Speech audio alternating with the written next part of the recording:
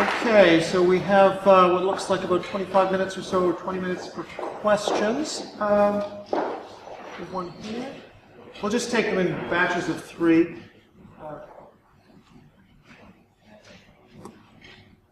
No, Athena. Oh, yeah, sure, why don't you come?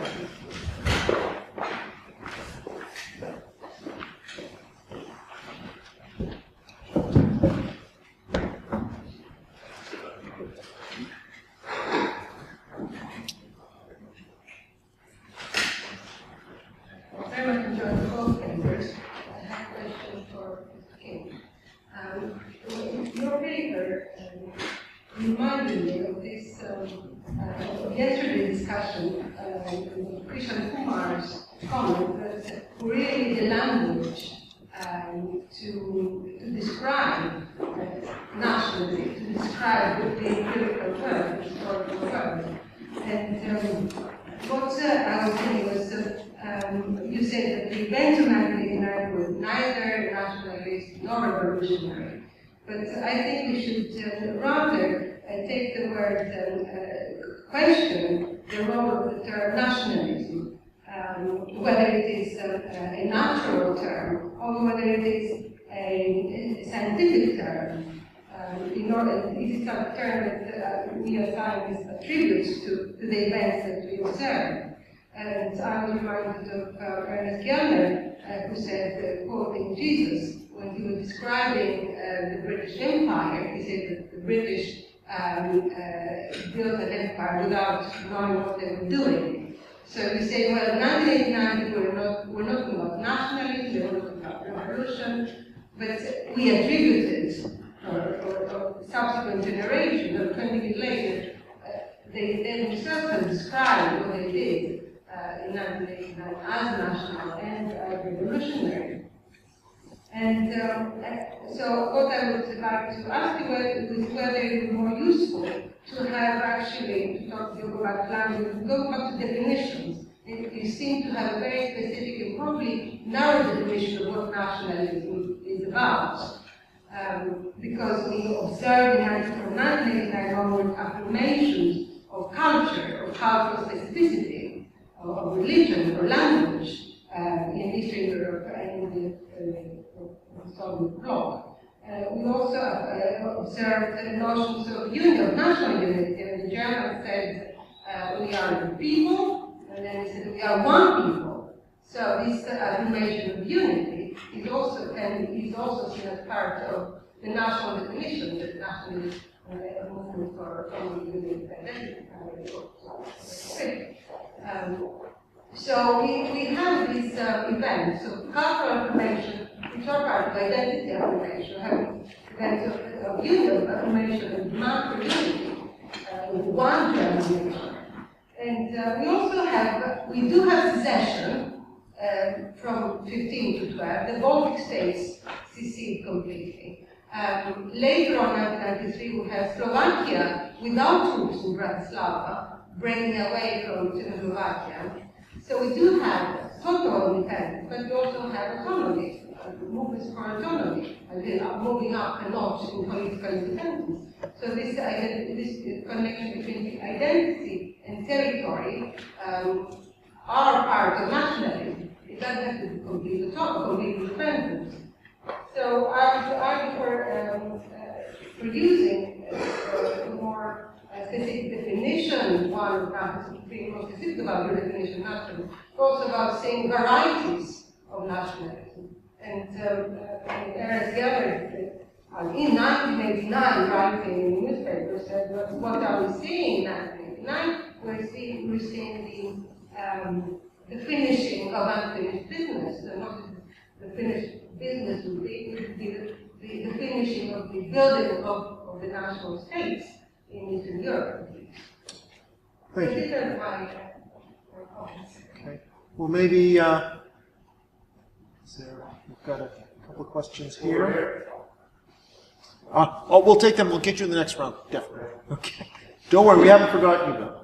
Also, the papers are excellent. A question again from Professor King. As far as I understand, you're saying that this phenomenon of trying to get a notch is something, in a certain sense, unique to the paradigm you're looking at after 1989. But what came into my mind instantly was the history of Ireland and the fact that really until, although there were movements for complete independence, the big movement in Ireland was just for home rule. So, you know, the campaign was to go up one notch. I mean, and then 1916 happens, et cetera, you know, story. And I'm sure if I you know, pillage my brain, I can find some other examples outside of the, you know, the Soviet sphere and outside of that time period. I guess you could even argue the independence of the United States began as a campaign to go up one notch, and then, you know, there was, you know, they went further. So, I mean, it's quite common actually to do that. You know, you get caught in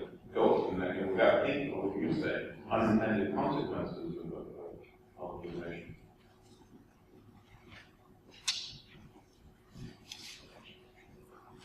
I also have a question for Chelsea. I was really interested in your focus on ethnicity and territory, and I was wondering if you could comment on the kin-state policies in the post-Soviet and post-communist region, since they seem to potentially indicate extraterritorial forms. Just take one more here from Bill Cassane. Yeah, I don't need the microphone, I think you can hear me. For Sami, the Turkish example disappeared from the analysis pretty early on. You know, after Turkey didn't say very much about the Turkish case. And I wonder, with respect to your comment that Islam doesn't have answers to many things, can we say this is true of the AKP in Turkey? Does it have what, sorry? Answers to many problems apart from cultural authenticity. Because if you were a supporter of the current government in Turkey, you would say they have a definite line of foreign policy with you. They are introducing a civil constitution. They're very successful at neoliberal economics. And their record on democracy is patchy, but nonetheless they've dismantled the military tutelary regime to a large extent. So they seem to be something quite different, and maybe you could reflect on whether you agree with that they have those answers, and maybe why are they different? Okay. Who wants to go first? Charles, do you want to? Well, you've got a lot more to do than I have. These are all great questions, and you know, raise, I think, a number of important provocative issues. To begin with, I think I'm going to have to argue against both Jesus and Ernst Gellner, which is really you put me in a difficult position. Because of course, 1989 really wasn't about, it seems to me, the creation, the final solution of the nation-state problem in a way, the apotheosis of the creation of nation-states in Europe. Because of course what 1989 created was more multi-ethnic states, not fewer ones, right? We tend to think of, you know, the creation of Slovenia or Slovakia or Kosovo or whatever as being kind of the end of the story, and finally the Slovenes are free. But of course there are ethnic minorities in each of these states. So in fact, repeated the problem rather than solved it. I think you're right that there are, of course, a whole many varieties of nationalism, and they had different kinds of roles in different kinds of states. And the transition from, you know, we are the people to we are one people was, of course, in the German case, very, very important and part of social mobilization. What I was trying to remark on was the fact that there has been, since 1989 or 91, a kind of homogenization of the way in which all of the mobilization movements of that period have come to think of themselves.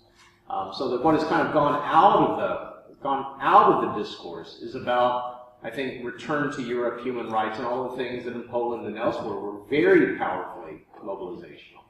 And what has remained is this homogenized version of national revolution, which, while it might have been around in some cases, certainly was not around in all of them. And now, even in entities that had very low levels of mobilization, you know, kids in school are taught that suddenly 89 or 91 was about everyone coming out on the nation in arms and throwing off a kind of foreign yoke.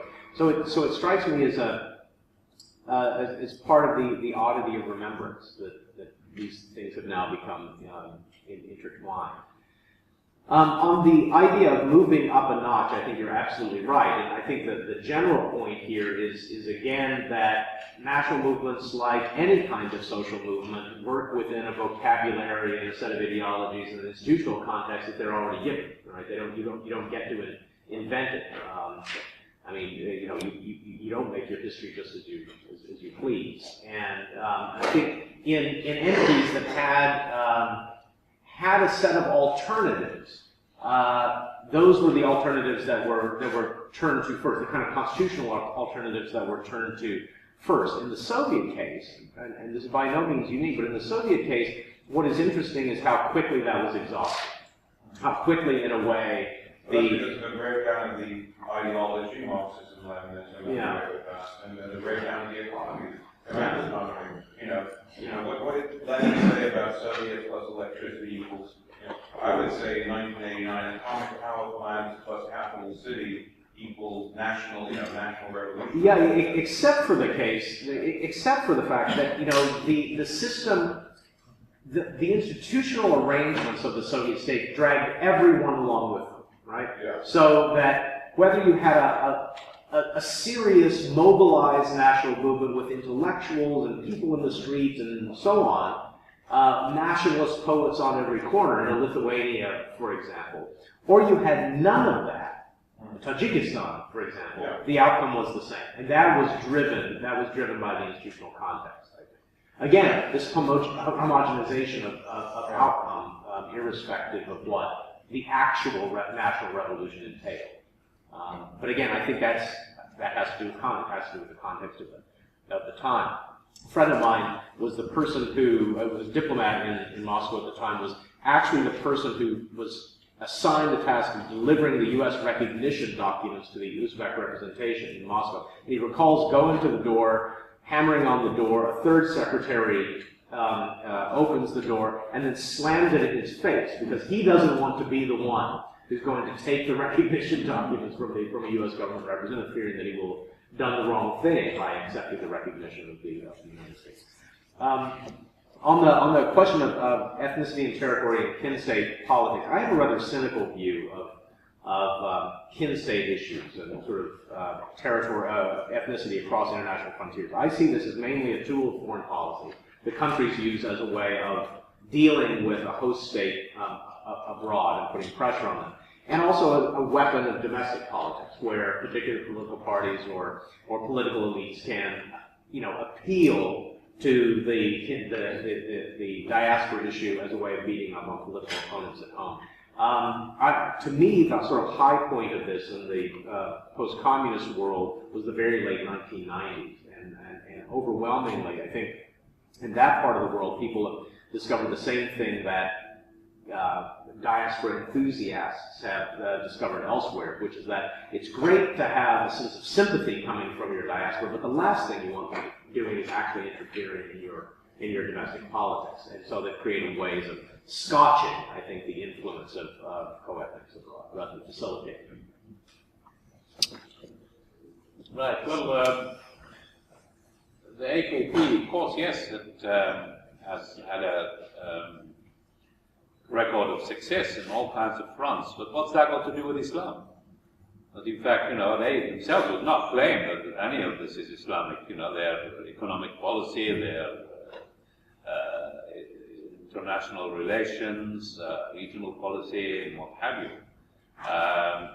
The point I was making is that, of course, all governments will have to have an economic policy. That, what is there to be Islamic about in economic policy?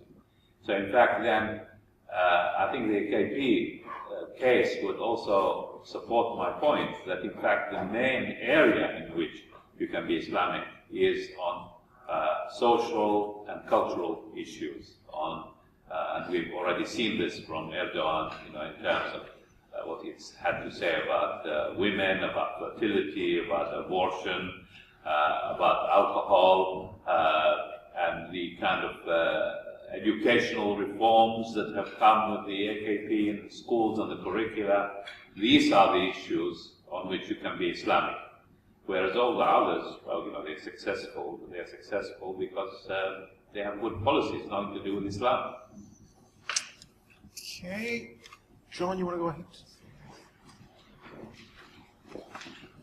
My question is to Charles King. I'm very sympathetic to this institutional approach to the way the Soviet Union and East European bloc broke up. In fact, I adopted it myself, and I see it in other kinds of work, like Gerda's work, on sub-states and so on. But I'm actually getting a bit more critical of this. I'm actually thinking we maybe put too much stress on institutions because it can become a very formalistic sort of approach. And I was thinking, what is it that's poured into these institutions which makes this particular institutional structuring important? And we can't really count a thought experiment about if the Soviet Union had broken up at a different point, whether those institutions might have structured the breakup in another way.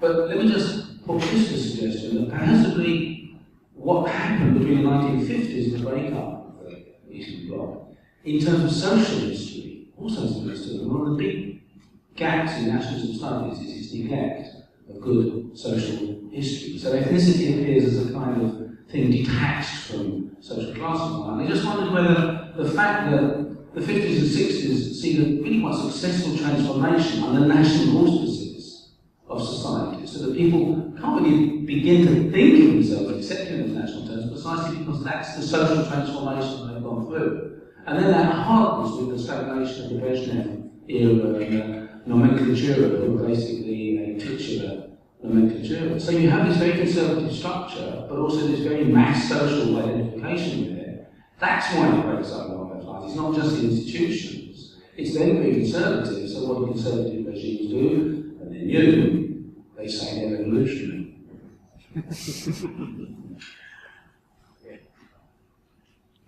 Yeah, John. There's another question to Charles King. Sorry, you're being bombarded. What O'Connor pointed out even before the dissolution of the Soviet Union, how we were, strictly speaking, we were pretty well no nation states in the world, roughly speaking. We were multinational, multi-ethnic states.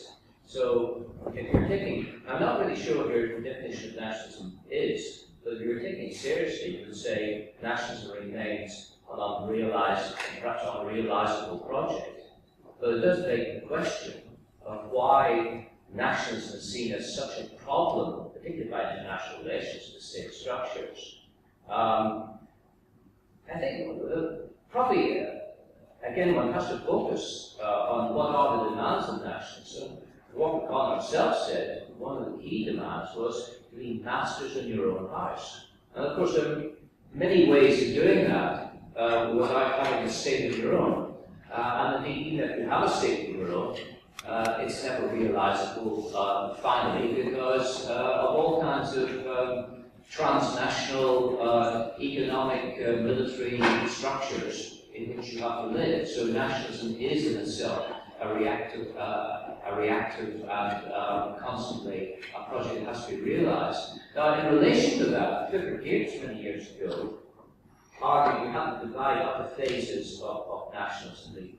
When nationalists come to power, the role of ideologues and the romantics often then takes a back seat because they then have to engage in state building. You have to form coherent institutions which are going to deliver some of the promises that you've made to the population, and a whole different class of people then come in. But after that period, often there's a period of disillusion with the result of you've constructed the state, but not a nation. And then you get often another period of nationalists reacting against the state, saying, well, the state has become, our nation state is a state like every other, and it needs to be nationalized.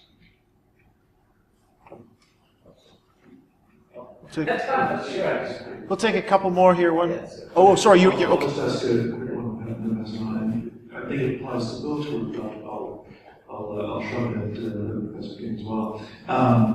Which I'm really fascinated by this suggestion of a kind of retrospective nationalism, a sort of rechristening of movements as nationalists.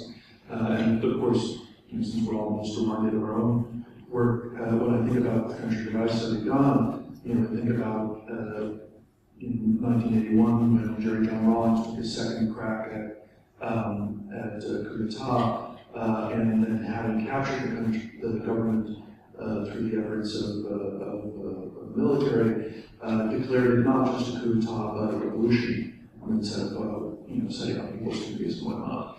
So it seems to me there's something about this ex post facto rechristening that has to do with what you want this fait accompli you have to become, with what the transformation of these political revolutions into what sort of political revolution, whether it's a nationalist revolution or an ideological revolution, becomes. And so what's the advantage? Why is it that people rechristen these essentially ideological and political revolutions into nationalist revolutions? Thank you. I have a question for Professor Sami Zubaida about what has been called the Arab Spring, and being quite a large generalization, which we have already talked about in person, but I still wanted to raise the question and ask you the following. The events that took place in a region, they more or less happened at almost the same time, but it's no secret for those of us who are more or less familiar with the region that virtually all of the states, right before, during, and after the sort of Arab Spring, were very, very different from one another. Not only the states were different, the actors and those who led to this spring were different, and the results are obviously very different. Therefore, there is very, very few that they have in common, all these states. And on the other hand, there is probably no coincidence that what happened in all of these states almost simultaneously.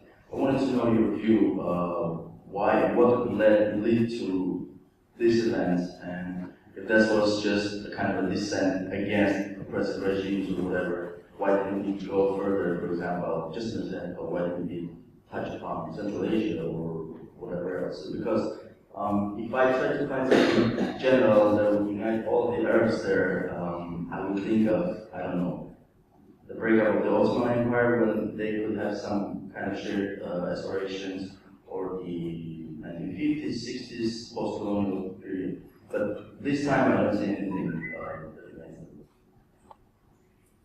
Okay, why don't we answer those and then we'll. Charles? Okay, so let me try to take John, and Jeremy kind of together if I can, because these are big and important things. I mean, one of the occupational hazards of studying nationalism, this is probably true of virtually anything that one falls in love with, is you start seeing it everywhere. You start seeing ethnic politics everywhere. You start seeing the nation everywhere. The particular problem, why this is a particular professional hazard in the case of Eastern Europe and the former Soviet Union is because the intellectuals with whom we often engage are also themselves the nation makers, right? So the people with whom we engage most end up having the greatest interest in telling us that the stuff we want to see is precisely the real stuff that was going on, right?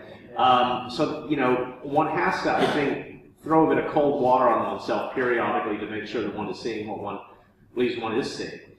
I think of nationalism simply as a set of ideas, and no more than that. A coherent set of ideas, a philosophy of history that tells us about what the engine of history is, broadly teleological most of the time, a theory of social mobilization that tells us why people get out into the street and argue for things, and that, in fact, most of the time when you see people out on the street arguing for things, it's not about class, it's not about gender, it's about nation and national liberation. And then finally, a theory of political legitimacy, that in Gelnerian terms, if when the entities of the state don't match the entities of the culturally defined nation, sooner or later something's going to give, right? And the thing that's going to give is going to be that state as it reconfigures itself to match the cultural contours of the nation. Now, we might add to that list of things that nationalism is, but if we think of it as simply a system of ideas, I don't think it's particularly good at explaining a lot of the macro social changes that, at least in the part of the world that I focus on, we really want to know about. let's imagine that we didn't know that Kazakhstan was inhabited by a nation that we call the Kazakhs, or Ukraine by a nation that we call the Ukrainians. Let's simply observe, coming from Mars, that this state called the Soviet Union broke up into lots of other entities. We could explain, I think, the collapse of the Soviet Union pretty well in institutional terms, mobilization of resources terms, without any reference to that set of ideas that, that we think are really, really important. To get to, and I think, and John Hutchinson, I think that this also speaks to Warren Connor's sort of point of why states see nationalism as a problem, because of course that set of ideas is inimical to precisely the stability, the status quo that many states in the world want to see. But that also points to, I think, the issue that Jeremy was raising. Why is it then that one gets into this retrospective determinism, sort of a retrospective reforming of what the battles of the past were actually about? Well, I think one of the reasons that national revolutions become the way that political elites explain in 1989 and 1991 is precisely because that becomes a tool of domestic politics later on. Right? If you just realized a national revolution on behalf of the Kazakhs, even though levels of social mobilization were very, very low, even though you happen to be the former first secretary of the Communist Party of Kazakhstan and now the president for life of Kazakhstan and the founder of the Kazakh nation, you have a brilliant tool at your disposal, not only to weed out political rivals among Kazakhs themselves, but also to place members of the Kazakh nation at the centerpiece of the nation-building effort afterward. So, in other words, history is not just about how you interpret the past and what you teach kids in school. It's a tool of politics in the present. Sami? Yes, I think, well, there is a good reason why the movements were more or less restricted to the sort of Arab scene, despite the diversity. And that's the media. That in fact, it's all in the media in Arabic, written prominently, things like Al Jazeera, which I watched throughout the region by the people, which of course then shows the models, and Al Jazeera specifically was very influential in all this because it was supporting generally of the revolutions or uprisings that were happening. And indeed, some of the Al Jazeera journalists were subjected to arrests and violence and what have you by the regimes that were. And so in this respect, I think there is a very good reason why the Arab sphere it didn't spread into Central Asia because it had Al Jazeera in Arabic. A question here? Go ahead. Yes, I just had a question for Professor Zubaida. What do you make of the formula of nationalism that Zelensky put in place? Sorry, I don't hear very well. Sorry. Can you? What do you make of the formula of nationalism that Zelensky put in place to sort of attempt to replace the anti-imperialist developmental type nationalism that you spoke of in the 1950s? Do you think that his formula essentially... Whose formula? Sorry. Anwar Sadat, Yeah, if we're talking about Egypt, which you could roughly describe as a sort of Egyptian nationalism, chauvinism even, with a sympathy to Islamism or to, Islamic rhetoric, like nationalism peppered with Islamic rhetoric. Has that won out?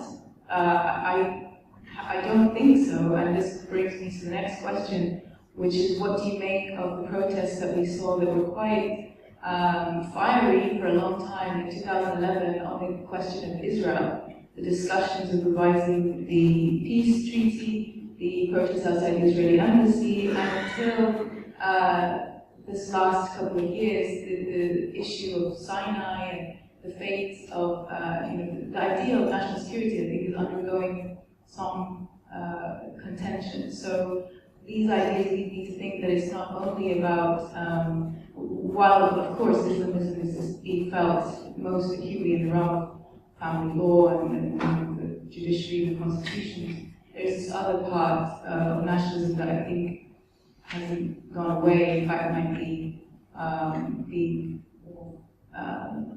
revised into more long-term forms now. But I'd love to hear your opinion on that. Thank you. Question back there, right at the back. Thanks.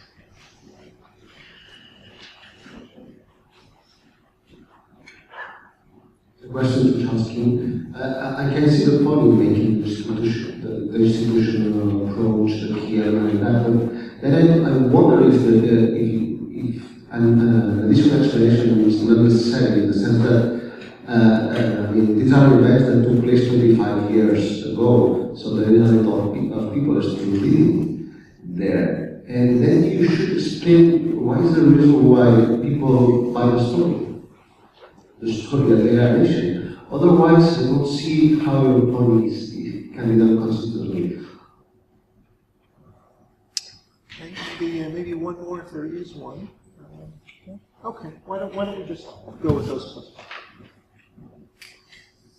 Who wants Yeah, well, Sadat, I mean, I think Sadat was might call an ideological bricoleur.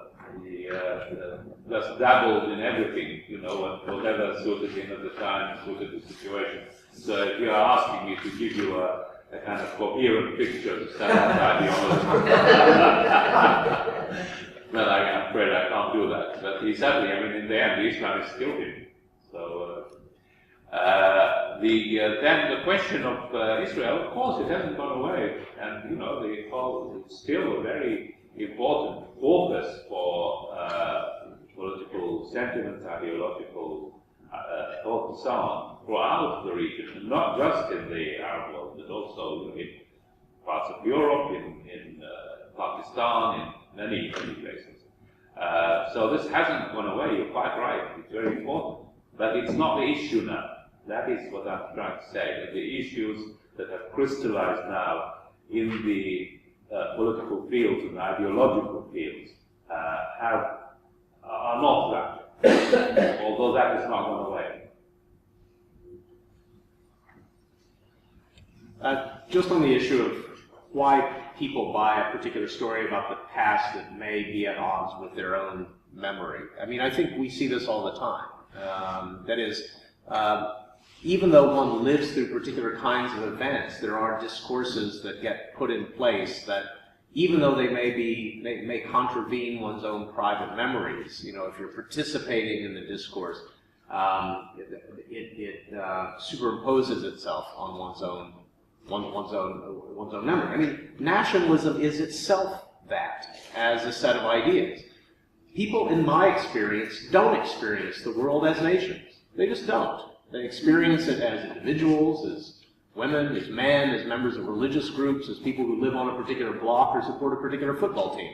But what nationalism does, as a very powerful and coherent set of ideas that also happens, you know, over the course of the 19th and 20th centuries to become dominant in the way we think about the world, is to tell you that your own personal experience of the past is not very good. And that so long as you share it with enough other people, the truth of what actually happened in the past will out.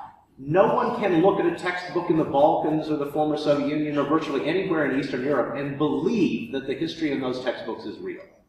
That is to say that, you know, from ethnogenesis all the way up through national liberation movements, that time and again people were thinking of how to realize the national ideal. It's nonsense, right? It's absolute nonsense. But yet, at a kind of street level, we take this to be true. We all create our own national Disneylands, and then believe that that fantasy, the fantasy kingdom of the past that we create, is the real one. And that is part, I think, of the enduring power of the nation. And, you know, it doesn't show any signs that it would go away. Well, that was a controversial note. We'll bring this to a close. Just